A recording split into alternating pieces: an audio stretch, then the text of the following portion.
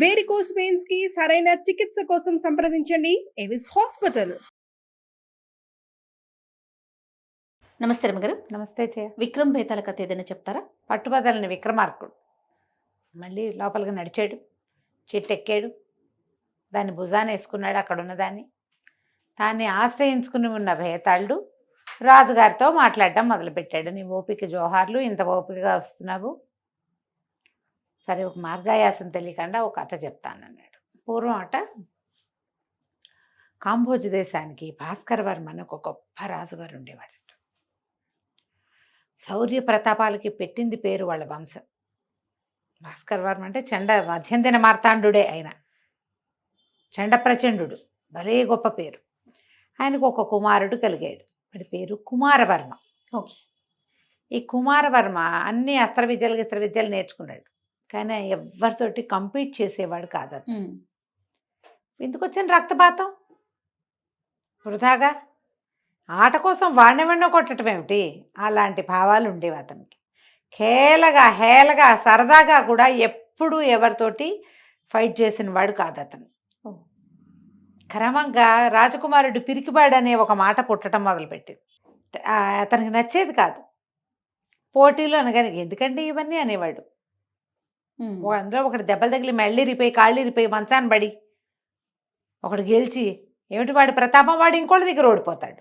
అంతేగా, రక్తమే కాదు ఇంకంతకంటే ఏమైనా ఉందా, బతికే ఉంది అందులో అనేవాడు. అలాంటి మాటలు అప్పుడప్పుడు వచ్చేవి బయటికి. రాగానే రాజుగారి కొళ్ళు మండిపోయింది. శౌర్యము, ప్రతాపము, వీర్యము, ఇంకేమిటో ఏవీ లేవు వీడికి. ఇలా పిరికి వెధవలో ఉన్నాడు, దెబ్బలు తగులుతాయని మానేస్తున్నాడు అని అనుకునేవాళ్ళు. తనకి తగులుతాయని కాదు, తన వల్ల ఇతరులకు ఏమీ కాకూడదు అనుకునేవాడు. పాపం ఆయన ఉద్దేశం అది. రాజుకి ఏమీ నచ్చేది కాదు. ఎక్కడైనా యుద్ధం అంటే తను ముందే తప్పుకునేవాడు, నేను వెళ్ళననేవాడు. చాలా చిరాకు వచ్చేసేది కొడుకు మీద. క్రమంగా అది ప్రచారంలోకి వచ్చేసింది. మనం ఇలాంటి దాస్తే దాగుతాయి, ముందే వెళ్ళిపోతాయి. అవును. సరే ఏమైంది, ఈ లోపల ఇది కాంబోజ్ దేశం కదా, కోసల రాజ్యానికి అనంగవర్మ అనే అద్భుతమైన రాజు ఒక ఆయన ఉన్నాడు. ఆయనకి భద్రావతి అని మహాద్భుత సౌందర్యవతి అయిన ఒక కుమార్తె ఉంది. ఓకే. కోసల రాజు గారికి వాళ్ళు అమ్మాయి వీర్య పరీక్ష పెట్టి, అంటే యుద్ధాలు పెట్టి యుద్ధాల్లో గెలిచిన వాడికే పిల్లని ఇస్తామని ఆ స్వయంవరం చాటారు. స్వయంవరం అంటే అదే ఇలా పెళ్లి పిలుపు అనమాట. చుట్టుపక్కల అన్ని రాజ్యాల మగ పిల్లల్ని పిలిచారు. ఇందులో సీనియర్లు లేరు, జూనియర్లనే పిలిచారు, కుమారుల్నే. అప్పట్లో పెద్దవాళ్ళు కూడా వచ్చేవాళ్ళు కదా స్వయంవరానికి. పిల్లలతో పాటు పెద్దలు చూడడానికి రావాలంతే. ఈ భాస్కర వర్మ గారు అన్నాడు, కుమారవర్మ వాళ్ళ నాన్న కాంభోజరాజు గారు, నువ్వు ఏమైనా సరే, నువ్వు దెబ్బ కొట్టుకొని చచ్చినా నాకు ఓకే, నువ్వు అందులో పాల్గొనాల్సిందే. గెలిస్తే రాజకుమార్తె అంతే, గెలవు నువ్వు, ఎలాగో నీకేం రాదు, నీకు భయం, పోతావు పో. యుద్ధంలో పోయావన్న పేరైనా నాకు మిగుల్చు, ఈ పిరికి పిల్లవాడి తండ్రి అనే చెడ్డ పేరు నాకు వద్దన్నాడు. ఓకే. బలవంతంగా కుమారవర్మని పంపించేశాడు. ఏం చేస్తాడు పాపం. సరే బయలుదేరాడు. వెళ్తే ముందు రోజు ఏవో చిన్న చిన్నవి అవి ఇవి జరిగినాయి. జనాలంతా చేరారు, ఏవో ఆటలు పాటలు చూపించారు. రేపొద్దు నుంచి పోటీలు. ముందు రోజు సాయంత్రం ఇతను అట్లా నడుచుకుంటూ అక్కడ ఒక మంచి నది ఉంది, ఆ నదీ తీరానికి పోయాడు. ఎవరో జనం ఉన్నారు, జనం అంతా ఉన్నారు. ఎగువకు నడుచుకుంటూ వెళ్ళి ఒక చోట కూర్చున్నాడు. నాకు అనిపించింది, ఎట్టగో చచ్చేదే మనం. మన వల్ల ఎవడికో మెడ విరిగి, చేయి విరిగి, కత్తి గుచ్చుకుని, నెత్తురు వచ్చి, వేలు తెగిపోయి వాడు లబోదిబోమని ఈ గోలంతా ఎందుకు? ఎటాగో చచ్చిపోతాం, అదేదో ఇప్పుడే చచ్చిపోదాం అనిపించింది అతనికి. గట్టు మీద కూర్చుని వాడు చల్లగా నీళ్ళలోకి దూకేశాడు.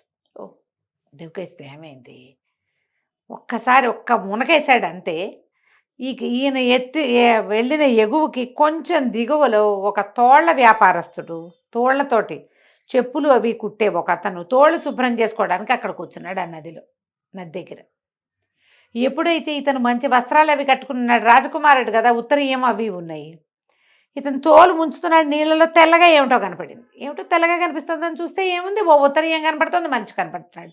గబుక్కుని ఈ తోళ్ళు పనిచేసేవాడు, ఈ తోళ్ళ చర్మకారుడు దబాయిల నీళ్ళలో దూకి రాకుమారుడిని లాక్కొచ్చేసాడు బయటకు. లాక్కొచ్చి నీళ్లు కక్కిచ్చేసాడు. నీళ్ళు అతనికి ఈత రాదు రాజకుమారుడికి. నీళ్ళు కక్కిచ్చాడు. ఒక గట్టు కానించి కూర్చోబెట్టి, బాబు ఏమిటి మంచి బట్టలు అవి, నువ్వు పెద్దింటి పిల్లవాడిలాగా ఉన్నావు, ఏ రాకుమారుడివో ఏమిటో ఈ పని అని అడిగాడు. ఎందుకు నాయనా ఇంత పని చేసావంటే, ఇతను ఏం చెప్పాడంటే, రేపు పొద్దు నుంచి పోటీలు, నేను రాజకుమార్తెని గెలుచుకోవడానికి వచ్చిన యాస్పిరెంట్స్లో నేను కూడా ఒకడిని, నాకు ఆ యుద్ధాలు అవి చేతకావు, చేయలేను నేను. రావన్నట్టుగా ఈ సినిమా వచ్చింది ఇక్కడ. రాకపోవటం కాదు, వచ్చు అతనికి, చెయ్యడు అంతే.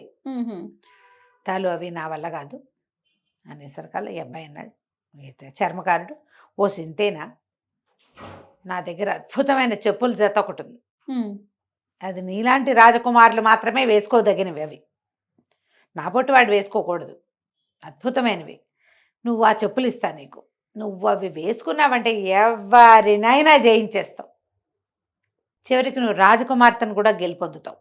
ఓకే, అంత మహిమ కలిగిన చెప్పులు, అవి ధరించు, చక్కగా రాజకుమార్తెను గెలుపొందు, నాకేదైనా బహుమతి ఇద్దుగాని అన్నాడు.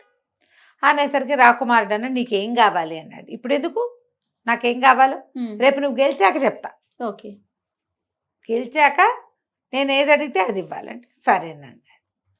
ఒళ్ళు తుడుచుకున్నాడు, ఆ బట్టల ఒంటి మీద ఉన్న బట్టలు పిండేశాడు, ఏదో కాస్త మంచి కనపడిన నీళ్ళు ఇవ్వ తాగాడు, ఆ చెప్పుల చేత కాళ్ళకు తగిలించుకుని బయలుదేరాడు. వస్తుంటే అనిపించింది, ఏమిటో నేను పిచ్చి పని చేశాను, ఈ నీళ్ళల్లో పట్టం ఎందుకు, చచ్చేది ఎటకు చచ్చేది ఎప్పుడు, ఇప్పుడే చచ్చిపోదాం అనిపించింది. కాదు, నేను ఆ పని చేయకుండా యుద్ధం చేస్తూ చచ్చిపోతే వాళ్ళ మా నాన్నకు కూడా కొంచెం గొప్పగా ఉండేది, ఈ చెప్పులతోటి పని అవ్వదు, పాడవదు, ఏమవ్వదు, ఇదేమి నమ్మాల్సిన విషయం కాదు.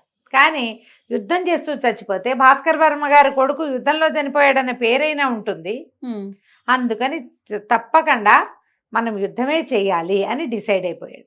ఓకే, సరే వెళ్ళిపోయాడు, తనకి ఇచ్చిన విడిదికి వెళ్ళిపోయాడు. రాత్రి ఏదో భోజనం చేసి పడుకున్నాడు. పొద్దున్నే సమీప దేవాలయానికి వెళ్ళి నమస్కారం చేసుకున్నాడు. పొద్దున్నే యుద్ధాలు మొదలుపెట్టారు. ముందే ఒకళ్ళతోటి కత్తి యుద్ధం, కుమారవర్మే గెలిచాడు. తర్వాత బాణాలు వేయటం, కుమారవర్మే గెలిచాడు. ఇంకేదో బల్యం, అది కూడా కుమారవర్మే గెలిచాడు. ఈ గెలిచిన వాళ్ళందరికీ మళ్ళీ మళ్ళీ మళ్ళీ మళ్ళీ పొట్టు పెట్టారు. అందరితోటి గెలిచేశాడు ఇతను, అన్ని చోట్ల గెలిచాడు. ఏమనుకున్నాడు, ఎలాగో చచ్చిపోతాం, ఎట్ ద మోస్ట్ ఇద్దాం, మన దగ్గర ఉన్నదంతా ఇచ్చేయాలి, మనకు తెలిసిందంతా చేసేయాలని యథాశక్తి యుద్ధం చేశాడు. ఓకే, చిట్ట చివరికి ఏమైందంటే కుమారవర్మే గెలిచాడు. గెలవంగానే మొదటి నుంచి పోటీలు మొదట్లో అయినప్పటి నుంచి ఆ భద్రావతి రాజకుమార్తె పైన కూర్చుని అతన్నే చూస్తోంది. అతను వివాహితుడు కాదు, కుర్రాడు. అతను ఏదైనా చేస్తుంటే ఎట్లా అనిపిస్తోందంటే మొత్తం ప్రాణాలొడ్డి చేస్తున్నట్టు కనపడుతోంది. కమిటెడ్గా ఉన్నాడు. కమిట్మెంటు మనకేమొచ్చో అది చూపించేద్దామని ఉంది అతనికి. ఆ అబ్బాయి లక్షణం కూడా ఆ పిల్లకి నచ్చింది. గెలిచాడు. సరే, అమ్మాయి పరిగెత్తుకుంటూ వచ్చి దండేసింది. దండేసేసరికి అందరూ జనాలంతా చప్పట్లు కొట్టారు. అప్పుడు మన చెప్పులు కుట్టేవాడు ఉన్నాడుగా, చర్మకారుడు వచ్చాడు. నమస్కారం యువరాజా, బాగా గెలిచారు అన్నాడు. అనేసరికి అవునోయ్, గెలిచాను, నువ్వు చేసిన సహాయం చాలా గొప్పది, నీకేం కావాలో అడుగు, ఏం కావాలన్నా ఇస్తారని అడుగు, అయితే రాజకుమార్తెని ఇచ్చేయండి నాకు అన్నాడు వాడు. తను నిర్ఘాంతపోయాడు. భద్రావతి తెల్లబోయింది. చర్మకారుడు అన్నాడు, మీరు రాజకుమార్తెను గెలిచారు, నేనెట్లా ఇస్తాను రాజకుమార్తెని అన్నాడు కుమారవర్మ. ఎందుకు ఇవ్వరండి, మీరు రాజకుమార్తెను గెలుచుకున్నారు, ఆమెను ఏమైనా చేసుకోవచ్చు, మీరు పెళ్లి చేసుకోవచ్చు, ఎవరికైనా ఇచ్చి పెళ్లి చేయొచ్చు, రాజకుమార్తెని ఆమె చేతిలో ఉన్న దండాన్ని నా మెళ్ళ వేయమనండి అన్నాడు. ఈ అమ్మాయి ఒక అడుగు వెనక్కేసింది. నాన్న నాన్న అంటోంది. అనేసరికి రాజుగారికి అర్థం కాలేదు. ఏమిటో వీడెవడో చెప్పులు కుట్టేవాడిలాగా కనపడుతున్నాడు, వాడి వేషంభూష, పిల్ల ఏదో తత్తరపడుతున్నట్టు కనపడుతోంది, ఎటు చెప్పలేక నుంచున్నట్టు కనపడుతున్నాడు రాజకుమారుడు. ఆయన గబగబా దగ్గరకు వచ్చాడు. ఏమిటి సంగతి అంటే, కుమారవర్మ ఏమీ దాచల, నిజాన్ని నాకు యుద్ధాలు అవి ఇష్టం ఉండవండి, ఈ కత్తిగాట్లు, అవతల వాళ్ళకి దెబ్బలు, ఈ నెత్తురు, రక్తపాతం నాకు నచ్చదు, నేను ఏనాడు చేసిన వాడిని కాదు, నేర్చుకున్నాను అంతే, మా తండ్రి బలవంతం వల్ల దీనికి వచ్చాను, ఈ పని చేయటం ఇష్టం లేదు నాకు. నిన్న సాయంత్రం నేను నదిలో పడి ప్రాణాలు తీసుకుందాం అనుకున్నా, ఈ చర్మకారుడు నన్ను రక్షించాడు, తన దగ్గర ఉన్న చెప్పుల జత చాలా మహిమగలవని నాకు ఇచ్చాడు, పొద్దున యుద్ధం చేసి గెలిచాను, ఇప్పుడు రాజకుమార్తెను ఇవ్వమంటున్నాడు, ఏమీ పాల్పోక నుంచున్నాను అన్నాడు. అనగానే రాజుగారు చెప్పులిప్పు అని అడిగాడు కుమారవర్మని. చెప్పులిప్పేశాడు కుమారవర్మ. ఆయన కాలుతోటి ఆ చెప్పుల జతని ఒక్క తోపు దోశాడు చర్మకారుడి వైపు, చెంపకాయ కొట్టాడు. మళ్ళీ కనపడితే ప్రాణాలు తీస్తాను, నీ చెప్పులు తీసుకుని వెళ్ళిపోయి ఇక్కడి నుంచి అన్నాడు. అనేసరికి ఇప్పుడు రాజుగారు కొట్టాడంటే సైన్యం వచ్చేది, జనం అంతా వీడిని బయట పంపించేయండి రా అన్న. తన చెప్పులు పుచ్చుకుని వాడు వెళ్ళిపోయాడు. భద్రావతికి కుమారవర్మకి పెళ్ళైపోయింది.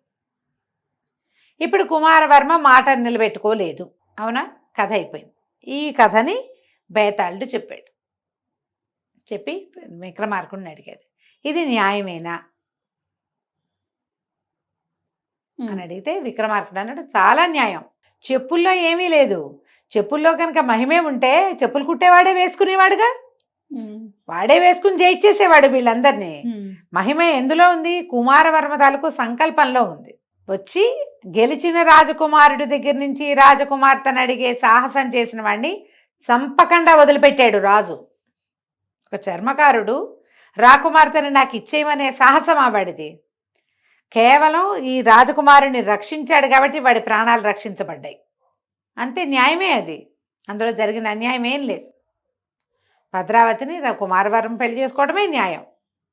రాజుకు అర్థమైంది, ఇతను సంకల్పించుకుని చేశాడు కానీ ఆయనకు యుద్ధ విద్యలు రాకపోతే ఈ చెప్పుల వల్ల విద్యలు రాలా, కొత్తగా అతనికి విద్యలు వచ్చు.